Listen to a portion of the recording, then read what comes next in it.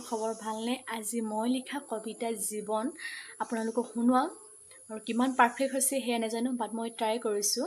আহকচোন শুনো। জীৱননো কি? কেতিয়াবা সুখৰ কেতিয়াবা দুখৰ এই জীৱন কণ্টকময় পথত আগবাঢ়ি যাবলৈ বৰ টানো। আনৰ আগত মুখত মিছা হাঁহিলৈ ফুৰিবলগীয়া হয়। জীৱনত কত কি যে ঘাট প্ৰতিঘাতৰ মাজেৰে আনৰ আগত যেন মই বৰ সুখী দেখুৱাবলগীয়া হয়। এই মিছা অভিনয় কিয় কৰিবলগীয়া হয় সেয়া মই নাজানো। আজিকালি দুখৰ কথাবোৰ দেখোন আনৰ আগত ক'বলৈ বিপদতহে পৰা হয়। প্ৰকৃত বন্ধু হওক বান্ধৱী হওক পাবলৈ বৰ টানো। এতিয়া কণ্টকময় জীৱনৰ পথত মই ইয়াৰে এক যাত্ৰী বুলি ভাবি নিজকে নিজে সাহস দি আগবাঢ়ি যাবলগীয়া হৈছে। কেতিয়াবা কণ্টকময় পথত উজুতিও খাবলগীয়া হৈছে। মই যেন কণ্টকময় পথৰ যুঁজ দি বহুত ভাগৰুৱা হৈ পৰিছোঁ। লাগে পৃথিৱীৰ সকলো মানুহবোৰে মিছা।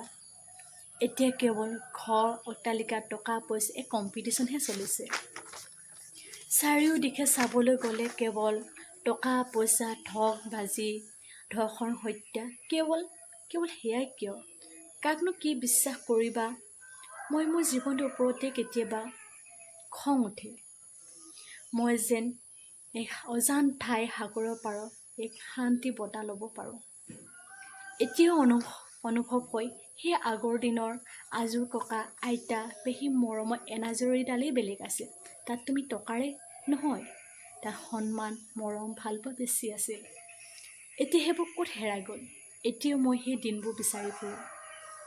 কিন্তু সময়ৰ লগে লগে এতিয়া এই জীৱনৰ পথত যেন মই এটা মিছা অভিনয় কৰি আগবাঢ়ি যাবলগীয়া হৈছে। এয়াই জীৱন নেকি? ধন্যবাদ। কিমান পাৰফেক্ট হৈছে সেয়া নাজানো, বাট মই ট্ৰাই কৰিছোঁ। যদি ভাল লাগিছে প্লিজ চেনেলটো লাইক কমেণ্ট শ্বেয়াৰ লগতে ছাবস্ক্ৰাইব কৰিব নাপাহৰিব। Friends, love you friends, by.